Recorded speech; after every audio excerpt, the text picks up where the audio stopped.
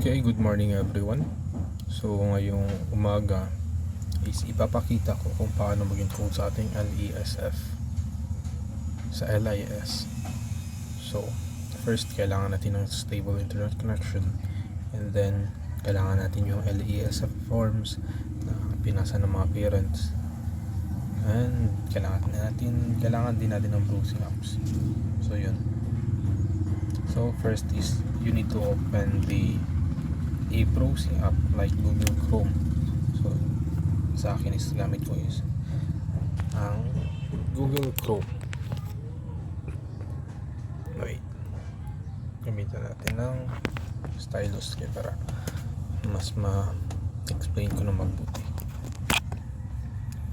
So first is we need to search the web address of the LIS.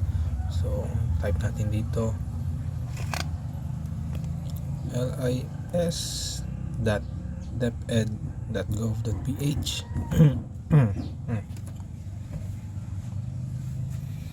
So lis.deped.gov.ph. After natin i-search, so nandito na siya. Huwag natin kalimutan ito. So lis.deped.gov.ph. Yan. After nyan, i-search natin. After natin i-search,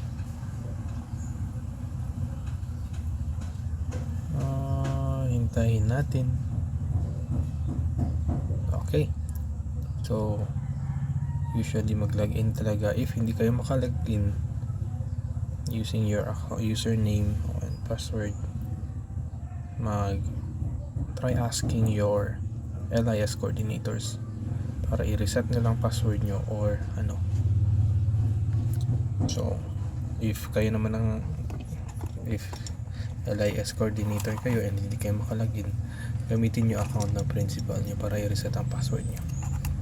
If dalawa, mag-communicate na kayo sa division office nyo. Next is after nun, meron tayo ditong, so ang gamit ko ay cellphone, naka-screen recorder lang. So after nun, makikita natin tong icon na to. So option bar, kalimutan ko anong tawag dyan, basta yan na yan. So makikita natin yan. After natin yan makita is i-click natin yun, may click natin. So meron dito maraming options and hanapin natin yung kailangan natin. Kaya ito na, LESF. Pag na-click natin ang LESF, i-click natin itong encoding, and then papasok na tayo dito sa dashboard ng LESF.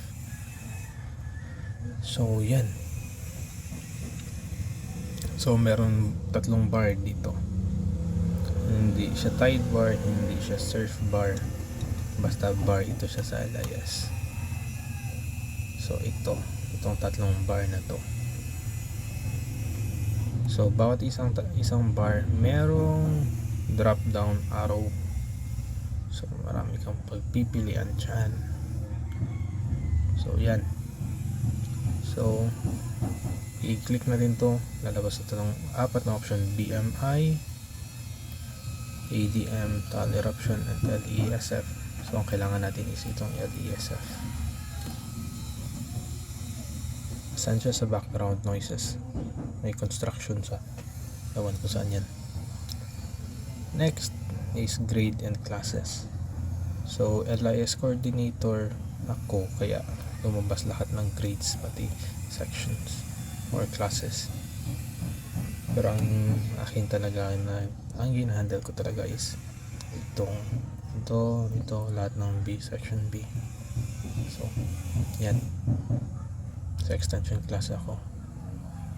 So after nun, i-click natin ang class. So Kinder B. So sa Kinder B, meron palang isang tag na LESF. So after dyan, i-click natin tong last not tag LESF. So dito sa not tag LESF, ito yung hindi pa natin na-encodean. So meron pa akong 12 na tira. Okay. So ito sila ang hindi ko pa na-encode or na natapos. So medyo madami pa. Meron pa akong grade 1, 2, 3, 4, 5. Yan. After yan, hanapin natin yung parang lapis na icon. Yan. Lapis na icon. And then i-click natin yung lapis na icon. And then i-try natin mag-fill up nitong nandito gamit ang LESF forms na pinasa ng mga parents. Yan, parents yan siya. Parent kasi isa lang. So, nanay. So, kailangan natin ayan. Kailangan natin yung LESF form na ipinasa ng parent. So, yun. So, lahat ng answers natin dito nakabase doon sa LESF form. So, kung may question, magtanong na lang sa LIS coordinator. If hindi, try nyo magtanong sa ibang schools na baka may kilala kayo ibang teachers sa ibang schools. Kung wala kayo mapagtanungan sa mga co-teachers nyo, pwede din naman mag-message na kayo sa akin. And then after nyo ma-fill up na itong lahat ito, itong grade level, itong sa grade level, nandun na din yan. After ma-fill up nito lahat na nakabase doon sa LESF form, huwag magpinataka.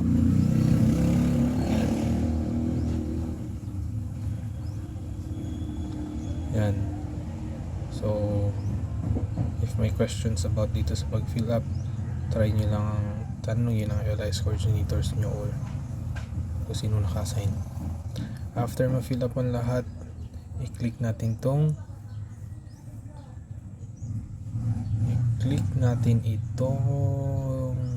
box na to, check box. Ibig sabihin yan,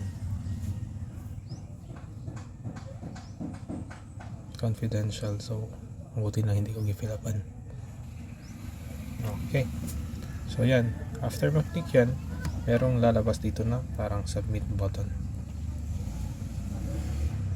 Hindi siya lumabas kasi parang may problema siguro yung site na naman. So lalabas itong submit na button. After submit, after niya lumabas, i-click agad. Wait, mali ang spelling. Click. After clicking the submit button, may lalabas dyan, sundin lang ang instruction, and then after nun, automatically babalik ka dito sa LESF dashboard. Sunod, if natapos na natin yung submit, itong dito, after natapos na natin submit itong dito, mawawala ito siya sa not tag LESF. Malilipat yan siya.